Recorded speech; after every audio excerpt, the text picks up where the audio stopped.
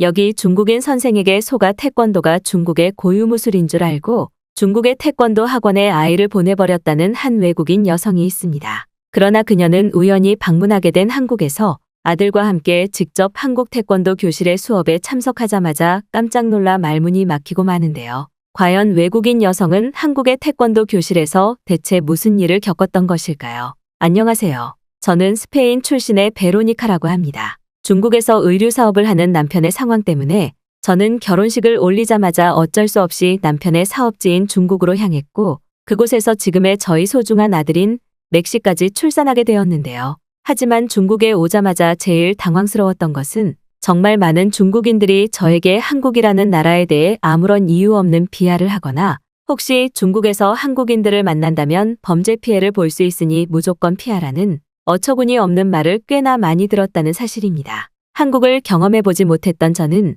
처음에는 이러한 중국인 지인들의 말에 그저 알겠다고 대답했으나 중국에서 지내는 시간이 길어질수록 중국인들이 그저 자신들보다 부유하고 쾌적하게 살아가는 한국인들이 부러워서 열등감을 표출한다는 사실을 깨달을 수 있었는데요. 하지만 그러던 어느 날 저는 굉장히 이상한 사건을 겪게 되었습니다. 맥시의 초등학교 담임 선생님이었던 중국인 선생님은 저에게 맥시가 중국의 고유무술인 태권도에 소질이 있는 것 같으니 학교에서 운영하는 중국 전통 태권도 교실에 맥시를 보내는 것이 어떻겠냐는 제안을 하더군요. 그때 당시 다른 또래 친구들보다 키가 크고 덩치가 컸던 맥시는 축구와 야구는 물론 각종 스포츠에서 소질을 보이고 있었지만 저는 좋지 않은 이미지를 가지고 있던 중국의 전통무술이라는 중국인 선생님의 말씀에 크게 망설여졌던 것이 사실입니다. 하지만 맥시는 어떻게 알았는지 전화를 끊자마자 태권도에서 친구들과 함께 운동을 하고 싶다며 난리를 치기 시작했고 그렇게 저는 어쩔 수 없이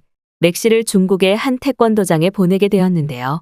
그런데 중국의 태권도장을 다니기 시작한 맥시에게는 조금씩 이상한 일들이 발생하기 시작했습니다. 어느 날부터 맥시는 태권도 교실을 다니고 있음에도 날이 갈수록 체력이 떨어지는 것이 보였고 심지어는 태권도 수업 때 입는 옷에서는 아무런 땀 냄새가 전혀 느껴지지 않았기 때문인데요. 전혀 운동을 한다고는 상상할 수 없을 정도로 도복은 깨끗하고 뽀송했고 저는 도저히 이해가 되지 않아 하루는 맥시의 태권도 교실을 몰래 찾아가 보기로 했습니다. 그런데 태권도장의 입구 유리창 건너편에 도착한 저는 큰 충격을 받고 말았는데요. 운동을 하며 쾌활해야 될 중국의 태권도장에는 영화를 볼 때 사용하는 빔 프로젝터 스크린이 도장 중앙에 설치되어 있었고 그곳에는 태권도가 왜 중국의 고유무술인지 설명하는 도저히 이해할 수 없는 문장들의 동영상이 나오고 있었기 때문입니다. 심지어 체육관에는 중국인 학생들은 단 한 명도 없이 모든 학생들이 맥시와 같은 외국인 아이들뿐이었고 저는 순간 도저히 이해가 되지 않아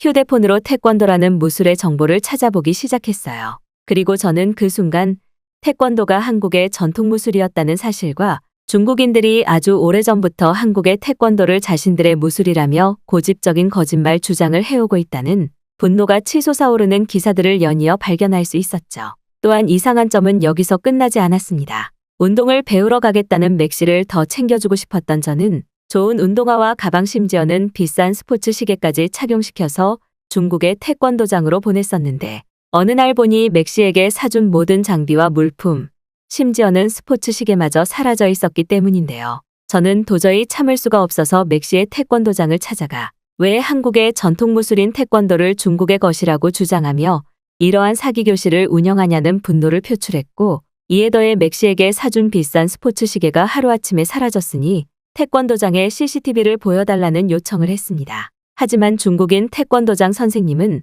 갑자기 저희 한국에 대한 발언을 듣자 표정이 날카롭게 변했고 갑자기 저에게 중국인들은 남의 것을 절대 훔치지 않는 민족인데 당신 한국에서 살았던 사람이오라며 저를 밀치기 시작했는데요. 중국인 태권도장 선생님은 한국인에게는 절대 CCTV를 보여주지 않는다며 고래고래 소리를 질렀고 저는 그 순간 도저히 참을 수 없는 상황에 결국 남편에게 전화를 걸어 지금의 어이없는 상황을 설명하고 나섰습니다.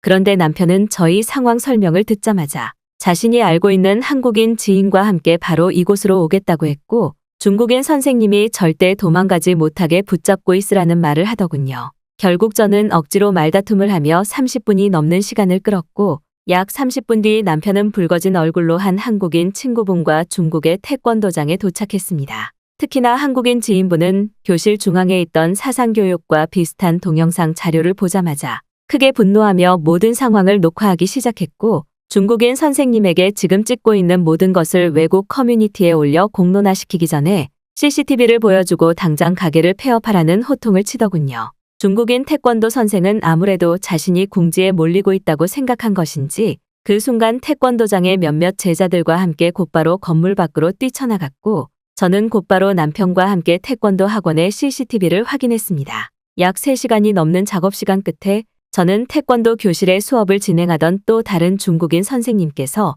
맥시의 스포츠 시계와 신발을 훔쳐가는 장면을 포착할 수 있었고, 심지어 태권도장에서 지급했다던 간식들이 그저 감자와 고구마라는 어처구니 없는 사실마저 알아낼 수 있었죠. 알고 봤더니 해당 태권도 교실은 한국에 대해 전혀 모르는 저와 같은 외국인 부모와 자식들을 이용해 거액의 수업료를 받기만 할 뿐 운동은 전혀 가르치지 않은 채 태권도가 중국의 것이라는 사상교육을 하던 사기 학원이었고, 중국 거주 외국인 수강생들의 물품을 주기적으로 훔쳐가는 아주 악질적이고 중국인다운 범죄 장소였죠. 그러던 어느 날 남편의 한국인 지인 현수 씨는 저에게 한국이라는 나라가 어떤 곳인지 자신이 직접 소개해주고 맥시가 올바른 태권도를 배울 수 있게 해주겠다며 한국으로의 가족여행을 제안했고, 저는 한국이라는 나라가 대체 뭐길래 중국인들이 이렇게나 열등감을 표출하고 사기를 칠까라는 생각에 아주 흔쾌히 현수 씨의 제안을 수락했습니다. 그렇게 약 1개월 뒤 맥시와 함께 현수 씨의 안내를 받아 처음 한국에 도착한 저는 한국에서의 입국 심사가 끝나자마자 엄청난 충격을 받고 말았는데요. 평소 중국인 학부모들은 한국의 공항은 너무 더럽고 비좁아서 외국인들이 여행하기에는 너무나 불편한 점이 많다는 말을 했었지만, 실제로 겪은 한국의 공항은 중국의 공항보다 비좁기는커녕 오히려 더욱 넓고 쾌적한 것도 모자라 공항 내부에는 이미 수많은 외국인들이 행복한 표정을 지으며 한국 여행을 즐기고 있었는데요. 현재 중국의 공항에서는 외국인 관광객을 거의 찾아볼 수가 없는 것은 물론 공항의 관광객들의 짐을 훔쳐가려는 노숙자들이 너무 많아서 사회적인 문제가 되고 있는데, 한국의 공항에서는 이러한 모습 자체를 전혀 볼 수가 없었습니다. 또한 더욱 충격적이었던 것은 공항 내부에서 자유롭게 노트북을 사용할 수 있는 공용 노트북 쉼터가 공항 곳곳에 설치되어 있었다는 사실인데요. 한국인들은 남의 물건을 훔치는 민족이라던 말을 중국인 지인들에게 숱하게 들어왔던 저였지만, 실제 한국인들은 이미 중국인들의 시민의식과는 차원이 다른 수준의 성장을 이룬 듯 무료로 제공되고 있는 공항 노트북을 훔쳐가기는커녕 오히려 바닥에 떨어진 저의 휴대폰을 주워서 다시 돌려주는 영화 같은 일을 겪을 뿐이었죠. 결국 저는 한국에 도착하고 짧은 시간이었지만 그동안 왜 중국인들이 한국에 그렇게나 열등감을 표출해왔는지 이해가 되고 말았고, 남편 또한 제가 겪은 일들을 듣더니 사업에 집중하느라 그런 일이 생긴 줄은 전혀 몰랐다면서 당장 가족 전체가 선진국인 한국으로 이민을 오자는 추진력까지 보였습니다. 심지어 공항에 있던 한국인분들은 덩치가 큰 맥시를 보자 오히려 먼저 친근하게 말을 걸어주시며 한국의 전통 음식인 떡과 식혜를 주시기까지 했고, 심지어 몇몇 한국인분들은 공항 중앙에 있는 여행 키오스크를 이용하면 목적지까지 가는 교통수단을 한 번에 예약할 수 있다는 믿지 못할 팁까지 주시더군요. 저와 맥시의 상황을 지켜보고 있던 한국인 지인 현수 씨는 흐뭇한 표정을 지으며 이곳이 바로 중국과는 차원이 다른 선진국 한국이라며 마음 편하게 지내도 된다는 말을 건넸고, 중국에서처럼 맥시의 물건이 사라질까 전혀 걱정하지 않아도 된다는 믿을 수 없는 설명을 해주셨죠. 결국 저는 충격적인 한국의 선진국 신문물에 어안이 벙벙해지고 말았고, 그 후 공항에서 곧바로 현수 씨의 차를 타고 현수 씨의 지인분이 운영을 하고 있다는 한국의 태권도장에 방문하게 되었는데요. 그런데 한국의 태권도장에 도착한 저는 교실의 문을 열자마자 눈앞에 펼쳐진 상황에 그만할 말을 잃고 말았습니다. 그곳에는 중국에서와 마찬가지로 수많은 외국인 학생들이 서로를 바라보며 발차기를 하고 있었고, 그들의 뒤로는 몇몇 외국인 학생들이 눈을 감은 채 명상을 하는 모습이 보였기 때문인데요.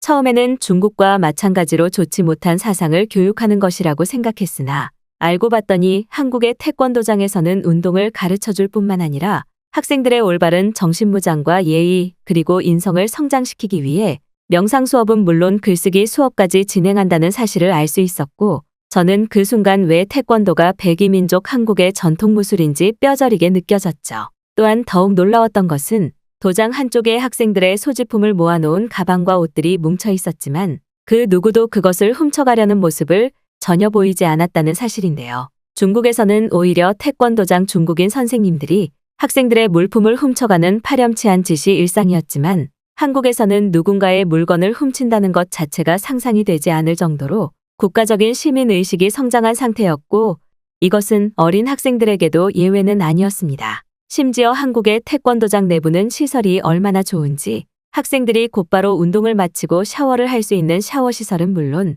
학교에서의 남은 공부를 위해 조용히 공부까지 할 수 있는 학생용 독서실까지 마련되어 있었고 이것은 부유한 나라가 아니라면 절대 불가능한 모습이었는데요. 실제로 중국의 태권도장은 맥시를 데리러 방문할 때마다 화장실에서 좋지 못한 냄새가 나거나 벌레들이 도장에서 돌아다니는 것을 쉽게 볼 수 있어서 마음이 좋지 않았는데 한국의 태권도장은 이러한 비위생적인 중국과는 차원이 다른 듯 도장 전체가 저희 집보다 깨끗한 상태를 유지하고 있었죠. 당황한 저의 표정을 보신 한국의 태권도장 관장님은 일일 체험으로 맥시와 함께 수업을 들어보는 것은 어떻겠냐는 제안을 했고 그렇게 맥시와 함께 처음 경험한 한국의 전통무술 태권도는 살아생전 처음 느껴보는 활기를 느끼게 해줬는데요. 단순 발차기라고 생각한 태권도는 뜻밖에도 온몸의 근육을 골고루 사용하는 전신 운동이었고 단순 운동에만 집중하는 것이 아닌 저의 내면을 단단하게 쌓아 올리는 깨끗한 느낌에 저절로 기분이 좋아졌습니다. 맥시 또한 중국의 태권도장 교실을 다닐 때에는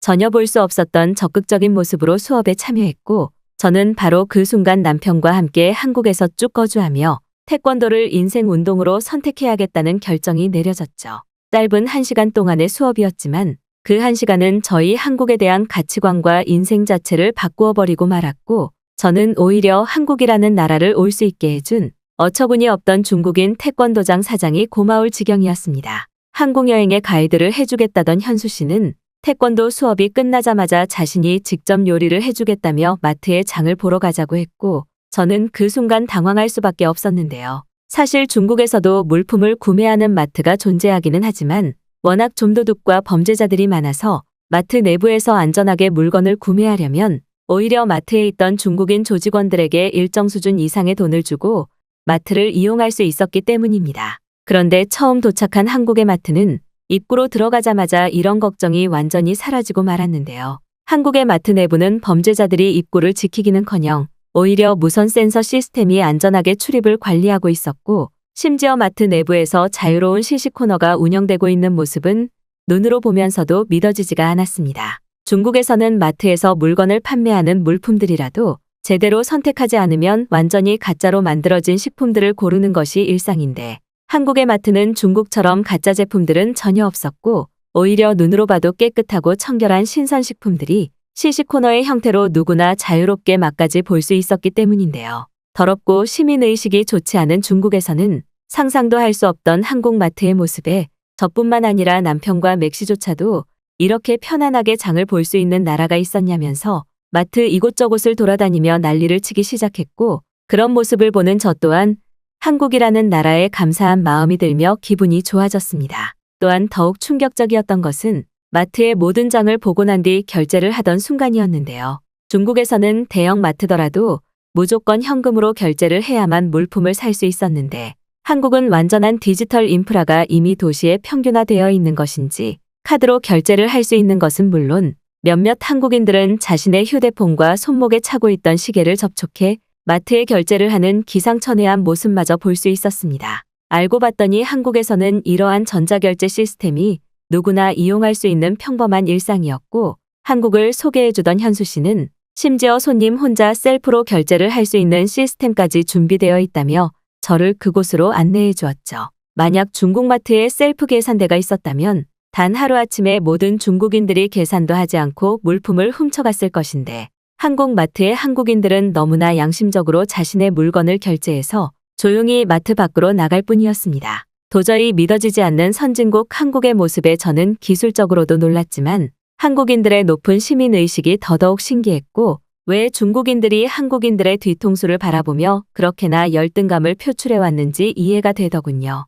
하지만 한국의 길거리에서도 이러한 선진국 체험은 끝나지 않았는데요. 한국의 길거리에는 밝은 표정과 깨끗한 옷을 입고 있는 한국인 학생들이 무리를 지어다니며 쾌활하게 웃고 있었고 심지어 그들 모두가 체격이 엄청나게 큰 모습은 한국인 학생들이 얼마나 부족함 없이 먹고 자라왔는지 저조차도 느낄 정도였기 때문입니다. 심지어 몇몇 남학생들은 키가 저희 남편보다도 압도적으로 컸고 현수 씨는 한국에서는 초등학교 때부터 급식이라는 시스템으로 영양분의 부족함이 전혀 없이 대부분의 학생들이 잘 챙겨 먹어서 키가 클 것이라는 믿기 어려운 설명까지 해주시더군요. 맥 씨가 다니던 중국의 초등학교에서는 한국보다 10배나 더 비싼 교육비를 받아가지만 급식이 나오기는커녕 대부분은 건조한 라면을 간식으로 주거나 우유를 주는 것이 전부였는데 현수 씨가 보여준 한국의 급식들은 중국의 수준 낮은 급식들과는 차원이 달랐죠. 결국 2주가 넘는 시간 동안 현수 씨의 도움으로 한국 체험을 마친 저는 여행의 마지막 날 남편과 함께 최종적으로 한국 이민을 선택하기로 했는데요. 지금은 어쩔 수 없이 남편의 사업 정리를 위해 중국으로 돌아온 상태이나 저는 2주 뒤 맥 씨와 함께 한국의 수원이라는 도시에서 먼저 정착하기로 했고 남편은 그 이후 사업이 정리되면 곧바로 한국으로 들어오기로 했습니다. 중국과는 차원이 다른 부유하고 살기 좋은 선진국 한국을 지금이라도 알았다는 사실에 저는 벌써 한국의 태권도가 그리워져서 온몸이 근질거릴 정도로 한국에 너무나 감사한 마음이 느껴지네요.